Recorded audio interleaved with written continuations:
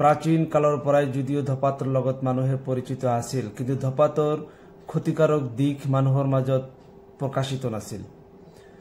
1492 খ্ৰীষ্টাব্দত যেতিয়া কলম্বাছে আমেৰিকা আৱিষ্কাৰ কৰে, কলম্বাছ তথা তেওঁৰ পৰৱৰ্তী যাত্ৰীসকলে আমেৰিকাৰ বাসিন্দাসকলক ধপাত সেৱন কৰা দেখা পাইছিল।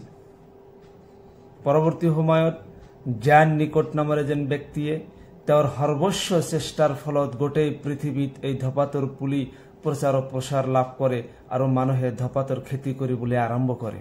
ধপাতৰ মাজত যি বিষাক্ত ৰাসায়নিক পদাৰ্থৰ দ্বাৰা আক্ৰান্ত হৈ বৰ্তমান গোটেই পৃথিৱীত লাখ লাখ মানুহ মৃত্যুবৰণ কৰি আছে।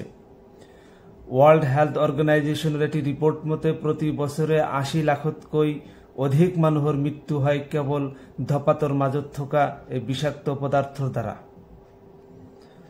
1828 খ্ৰীষ্টাব্দত হাইডেলবাৰ্গ বিশ্ববিদ্যালয়ৰ দুজন বৈজ্ঞানিকে ৰিচাৰ্চ কৰি ধপাতৰ মাজত ৰাসায়নিক পদাৰ্থ আৱিষ্কাৰ কৰে। সেই পদাৰ্থবিধৰ নাম জন নিকটৰ লগত সংগতি ৰাখি নিকোটিন ৰাখে। আসক্তি সৃষ্টিৰ ফালেদি নিকোটিন হিৰোইন, কোকেইন আৰু এলকহলৰ দৰে শক্তিশালী। ধপাত কোম্পানী একমাত্ৰ কোম্পানী যিসকলে তেওঁলোকৰ প্ৰডাক্টৰ ওপৰত একেবাৰে 100% সঁচা কথা লিখি দিয়ে। ধপাত বা ধপাত জাতীয় যিমান সামগ্ৰী উৎপাদন হৈ আছে প্ৰতিটো পেকেটৰ লগতে এই কথাখিনি লিখা থাকে যে ধপাত খালে আপোনাৰ কেঞ্চাৰ হ'ব পাৰে, আপোনাৰ অপমৃত্যু হ'ব পাৰে, আপোনাৰ কষ্টদায়ক মৃত্যু হ'ব পাৰে। এই সঁচা কথাখিনি তেওঁলোকে লিখি দিয়ে। যদি মানুহে লিখা নুবুজে বা কোনো মানুহে যদি শিক্ষিত নহয়, তাৰ বাবে দেখা গৈ আছে যে তেওঁলোকে ধপাতৰ পেকেটৰ লগত সেই বিচ্ছুৰ পিকচাৰ বা কেঞ্চাৰ আক্ৰান্ত অংগ প্ৰত্যংগৰ পিকচাৰ আঁৰি দিয়ে, যাতে কৰি মানুহে ভালভাৱে দেখিও বুজিব পাৰে যে এইবোৰ খালে মানুহৰ এনেকুৱা অৱস্থা হ'ব পাৰে। সাধাৰণভাৱে পাণৰ ভেষজ গুণ আছে, কিন্তু পাণৰ লগত যেতিয়া চূণ, সুপাৰী আৰু জৰ্দা পাতা বা ইত্যাদি যেতিয়া প্ৰয়োগ কৰা হয় তেতিয়া 100% বিষ হৈ যায়।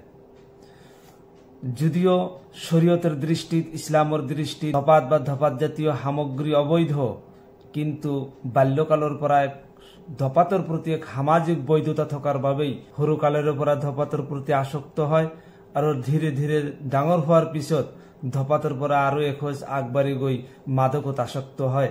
সেইবাবে কোৱা হৈছে যে ধপাত সেৱন মাদক সেৱনৰ প্ৰৱেশ পথ। আজি যিজনে ধপাত সেৱন কৰিছে লাহে লাহে কালি তেওঁ মাদকত আসক্ত হৈ পৰিব।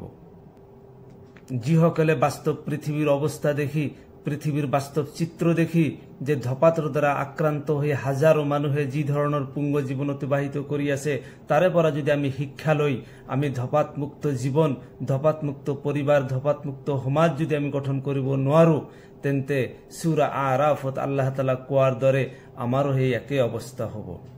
আল্লাহ তাআলা কৈছে, লাহুম কুলুবুন লা ইয়াফকাহুনা বিহা, সিহঁতক হৃদয় দিয়া হৈছে কিন্তু হৃদয়ঙ্গম কৰিব নোৱাৰে। ওয়ালাহুম আইনুন লা ইবছিৰুনা বিহা, সিহঁতক চকু দিয়া হৈছে কিন্তু নেদেখে। ওয়ালাহুম আযানুন লা ইয়াসমাউনা বিহা, সিহঁতক কাণ দিয়া হৈছে কিন্তু কাণেৰে নুশুনে। উলাইকা কাল আনআম, এই প্ৰকৃতিৰ মানুহ যিহঁতক হৃদয় দিয়া হৈছে, অন্তৰ দিয়া হৈছে, কাণ দিয়া হৈছে, চকু দিয়া হৈছে, এইবোৰ বস্তুৰে যদিও পৃথিৱীৰ বাস্তৱ চিত্ৰ দেখি যিসকলে শিক্ষা ল'ব নোৱাৰে তেওঁলোক পশু প্ৰকৃতিৰ ব্যক্তি।